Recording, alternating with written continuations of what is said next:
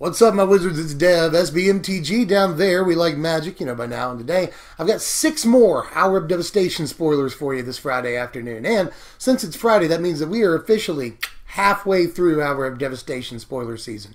But we don't have much time to talk about these cards here today, and I want to do a little bit of analysis, so let me go ahead and start and show you what we got. First of all, here's Torment of Scarabs right here. It's 4 mana, 3 and a black for an enchantment. It's another aura curse. Enchant player. At the beginning of enchanted player's upkeep, that player loses 3 life unless he or she sacrifices a non-land permanent or discards a card. So I feel like in Amonkhet we just had like a 7 mana version of this that's slightly better in the text box, but nowhere near as good as the mana in the mana cost, you know. The mana cost on this is actually not bad at all, but it does give your opponent 3 choices on their upkeep. Problem is, obviously, that they're going to run out of cards eventually to discard. They're going to run out of things to sacrifice eventually, too, presumably, and then they're just going to start getting bolted every turn. That's the dream here, but obviously, I think the enchantment is way too slow to make any real splash in Standard. But if you're building like a fun little budget, like Curse deck or something, I really hope that we get a cycle of these, by the way, you know. We got the blue one, Fraying Sanity, which actually looks so good, you know, as far as like mill cards go. But as far as this one, I'm not seeing it anywhere near as much. But at least it gives us hope for some sort of curse cycle. That'd be cool. Here's Torment of Venom right here, and some of the text from the last card is going to reappear on this card. Torment of Venom is 4 mana, 2 and 2 black for an instant. Put 3 -1/-1 counters on target creature. Its controller loses 3 life unless he or she sacrifices another non-land permanent or discards a card. Now this is sort of low-key one of my favorite cards of all the cards I'm going to preview today. Honestly, it sounds crazy, but especially in Limited, this is ridiculous, you know. It's definitely instant speed removal, like 90% of the time. You'll be able to take something out with this. And there's a second effect. You're going to be playing this for the removal. You know, you don't really care if there's another effect on it, but just so you know, there is. And it's either going to create a definite 2-for-1 situation for you, or it's going to be like, you know, kill that guy and bolt you, which is unlicensed disintegration. In Standard, I'm not 100% sure it has the chops. You know, it costs 2 black mana, so blue-black or Esper decks may not want it, although the blue-black decks are looking like they're going to be able to make 2 black because they want to play Grasp of Darkness and stuff. But since you're playing Grasp, I just don't know how good this card is for 4 freaking mana, even at instant speed. You know, we just saw a 4 mana instant speed exile that I'm not even sure we're going to play. So this is probably out of the question in Standard, even though it does give your opponent a kind of tough choice at instant speed and kills one of their guys. All that sounds really good, but it may be priced out of the market for competitive play, but in Limited, this thing is ridiculous. This is some of the best removal we've seen so far. To finish off the Torment cycle, and so I can stop saying the same phrase over and over that's in the text box of these cards, here's Torment of Hailfire right here. It's X, a black and a black for a sorcery. Repeat the following process X times. Each opponent loses 3 life unless that player sacrifices a non-land permanent or discards a card. Okay, so this is actually a pretty tough card to evaluate, all things considered, you know. If you can get X to equal 3 or 4 on this, then it's way better than Remorseless Punishment, which is a card I guess you could compare it to. And I really liked Punishment when I first saw it, but it has seen 0, less than 0, if that's even possible, competitive play. So if you're comparing it to Punishment, I'm not sure this card sees any play either, although it could be a decent one-of in blue-black or, you know, Grixis, Esper, whatever, control decks. There are times where this card's not going to do exactly what you want it to do, which is the #1 problem with cards that give your opponent a choice, that give your opponent the agency in sort of how they steer their destiny when it comes to this card. And that's almost never good. You know, against non-pro or higher level players, you know, if you're playing against slightly lower level players, the ability to give them a choice can actually screw them up sometimes. So the card doesn't look terrible at all levels or anything. Altogether, I don't think the card's bad, but at the absolute most, I could see Silver Bullet playing control decks. But even control decks have things like Pull from Tomorrow, like they have other X spells. Other control decks have like Cut to Ribbons, and they want to play that X spell out of the graveyard. So I'm just not sure how much room some of these decks have for another X spell that costs 2 of a respective mana as well. We saw a couple of Aftermath cards here today. I'm going to start with Farm to Market, which I really want to be farm to table.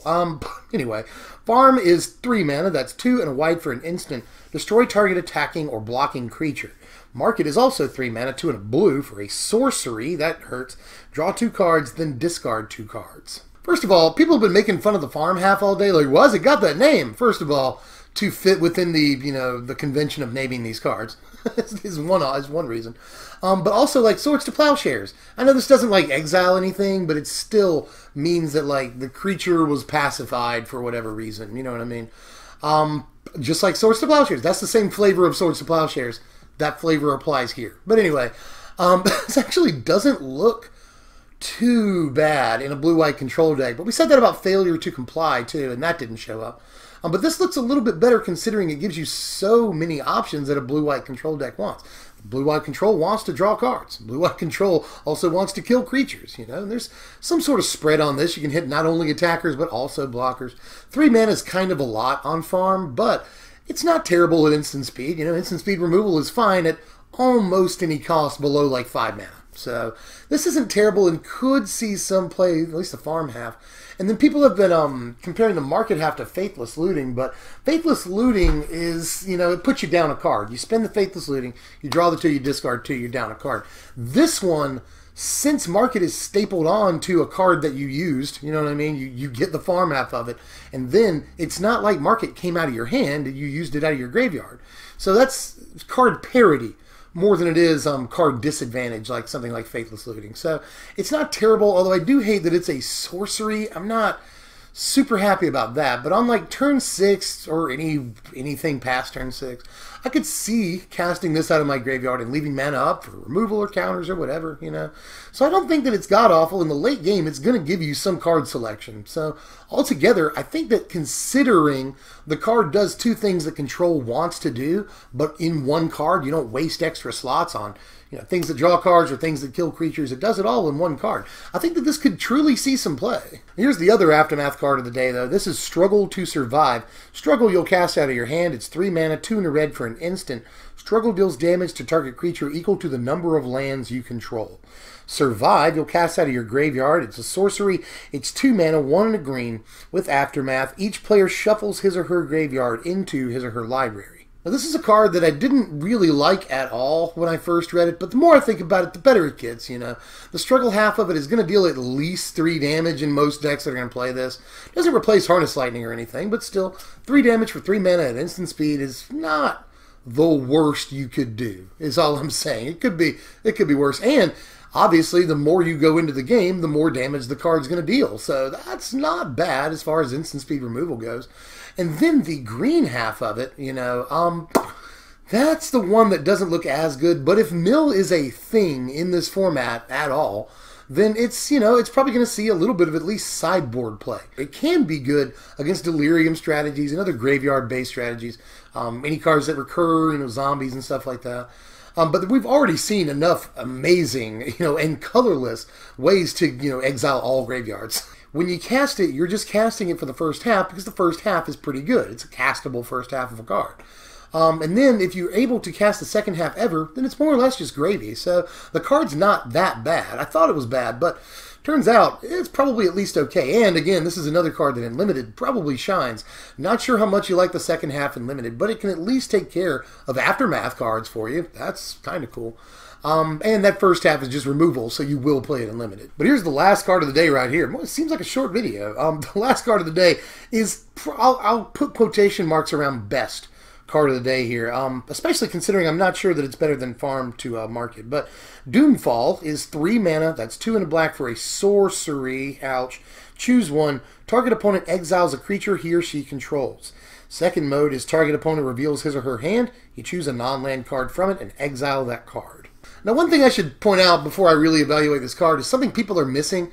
The opponent still gets to choose which creature they exile. It's an edict effect, basically. It's a sacrifice effect that puts the creature into exile. A lot of people are misreading this, so I feel like I have to say that. The best thing you could say about this card, and probably why it exists, is so it won't be dead against anything. If a control deck plays this, they can play it against creatures, or if they run up against another control deck with very few creatures they care about removing, then on turn 3, they can just exile a counterspell or a card advantage or a win condition out of the opponent's hand. These are 2 traditionally powerful options, and just like the other cards we've seen in this cycle, But like Supreme Will is a good example. I think Supreme Will is a better card than this, mostly because of instant speed. It's also a card that does two things Control wants to do. This card does two things Control wants to do, but I'm not sure that it does them very well, especially, I've already said this, but I think the speed of the card kills it. You do not want sorcery speed on this, but they couldn't make it instant speed because instant speed, exile a card from their hand, is probably too annoying. And honestly, I know that the reason they don't make instant speed discard spells anymore is because it's not supposed to be fun.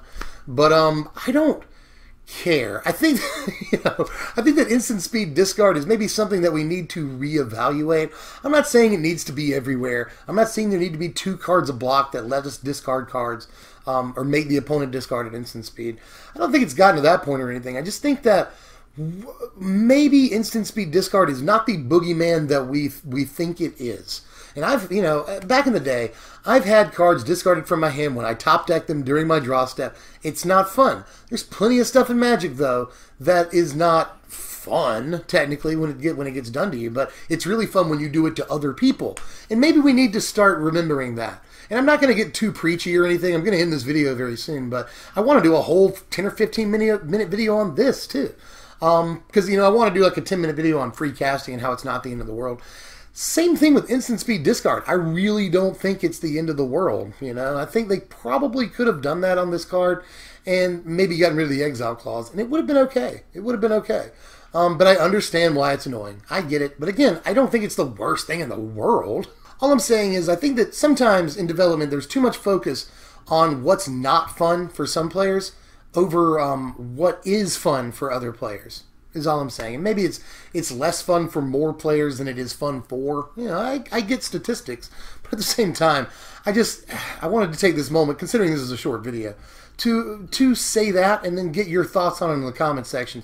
Is instant speed discard the most evil thing in the world and it can never be in the game? But I'm tapped out for spoilers for today. Let me know how you felt about all of these down there in the comment section. What's your favorite card of the day? Did I misevaluate a card, anything like that? Have I missed an interaction? I always want to know that. Again, I think the comment sections are actually really important during spoiler season. So take to the comments. Let me know how you felt about this one. And I don't think you'll have to comment on me missing an edit this time. Of course, I haven't edited the video yet, so I don't want to say that too lightly. I might leave a go in just for fun. But anyway, I'm Deb from SBMTG. If you enjoyed the video, make sure you click like. Thumbs up helps me a lot. And you can also subscribe if you're new so you get all the spoiler content and all that stuff. We're doing deck techs very soon. As soon as the entire set is spoiled, I'm going to start trying to put out deck techs like that following Monday. So stick with us. And you can also check us out on Twitter at SBMTGDev, or you can check us out on Patreon at patreon.com/SBMTG. In any case, I'm Dev from that place, and I'll see you guys next time. Thanks for watching, my wizards.